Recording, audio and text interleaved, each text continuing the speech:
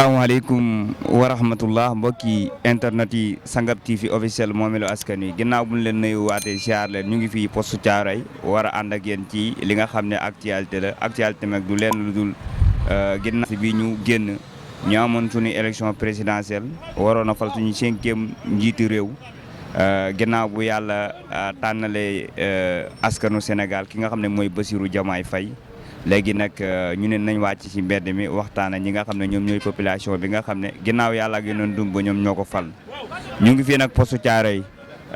Birane nga topp ma rek ñu xool ba xam dinañ am ay réaction biir salaamaaleykum kilifa gi ñu ngi leen nuyu ci Sangap TV officiel moomeelu askan bi. ñoo ngi lay fay di la gërëm di la sant ci teewaay bi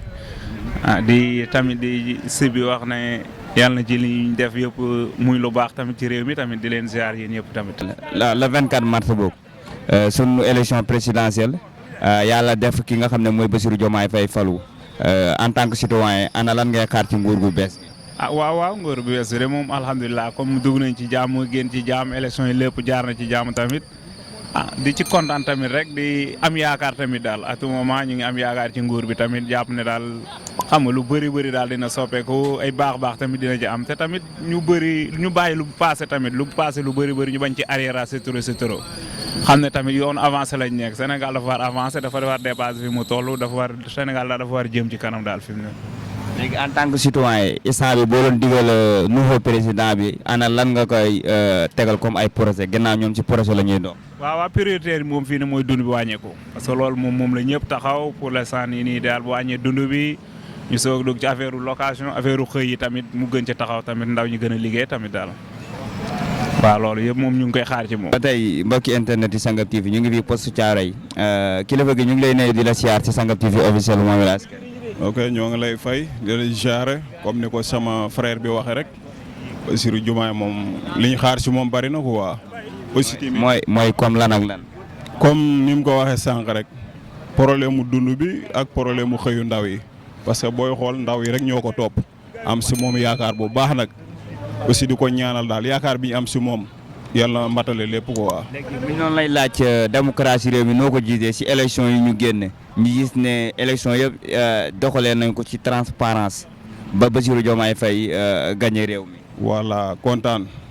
ci xam ne Sénégal dellu yaan na place am vraiment réewu démocratie ci lañ ne ku xool élection yi ni mu demee nga xam ne Sénégal am na démocratie parce que moo waral lii am tey bari na luñ ci séentu woon. mais yàlla def na loolu amul def nañ ko ci jàmm daal alhamdulilah rabbi alamin waaw vraiment. ñu gis ne ci période campagne bi moom président bi di Diomaye ci la génn prison daanaka lim battre campagne matu sax 10 jours yàlla jox ko nguur gi. waaw d'accord loolu moom même bu ne woon prison sax incha allahu rabbi ak xale yi ni ñu ko toppee woon day gañ réew mi c'est que nag comme génn na battre campagne moom dafa rafet.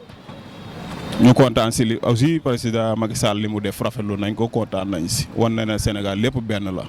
waaw. gis ne candidat sortant bi di Amadou Ba daanaka mën nañ ne moom it def na yëfu grandeur ginnaaw bu mu xamee ne gagné nañ ko mu woo candidat bi di Bassirou Diomaye Faye félicité ko et tout ça noo ko gisee. waaw rafetlu ko parce que tamit noonu la mën a demee aussi loolu lañ doon xaar ci moom warul mën a def lu mooy comme ça li mu def daal. parce que Sénégal daal ñoo ko bokk nii rek la mën a demee. ok ñu ngi lay sant di la gërëm. ok merci jërëjëf yéen ñoo leen sant di leen ñaanal yàlla avancé ca kaw sa kanam rek ok. internet yi Sangap TV officiel moomeelu askan yi ginnaaw bu ñu leen nuyuwaat ba tey ñu ngi fii poste Thiaroye kilifa gi ñu ngi lay nuyu ci Sangap TV officiel moomeelu askan. ñu ngi leen di fay kilifa gi di leen ziare di leen ndokkeel bu baax di leen ñaanal jàmm te di ko sàkk si yéen bu baax a baax di leen wax ni ñu ngi kontaan ci li ngeen di def bu baax a baax. di leen rafetlu seen teewaay fii nii si poste Thiaroye bu baax a baax. salaam ginnaaw bu ñu la nuyoo siyaar la nga di sénégalais fekk baax fii ci réew mi la 24 mars bi ñu génn ñu amoon suñu élection présidentielle yàlla def ñu am président bu bees mu ngi tudd son excellence monsieur Bassirou Diomaye Faye ana nan nga gisee président. ñu ngi sant yàlla bu baax di si am mbégte bu baax a baax ndax wax dëgg yàlla ñun ay jeunes lañ. te jeune moom morom jeune am dong la mën a àndal te wax dëgg yàlla Bassirou Diomaye Faye dafa nekk koo xam ne si nit ku dal la ku teey te niñ ko gisee ku am yërmande la sa nit ñi wax dëgg yàlla ñi ngi am kontante bu baax di am mbégte te diñ ko ñaanal jàmm te di mu nekk koo xamante si ni na nekk koo xam si ni mooy gën si ñun. léegi ana lan ngay xaar ci président bu bees bi bu ñoon lay laaj tey na la yow lan moo la gën a soxal ci nguuram lan lay doon. man moom sama pas-pas bu ma doon laaj li may wax mooy dañuy ñaan yàlla mu nekk koo xam si ñun jeunes yi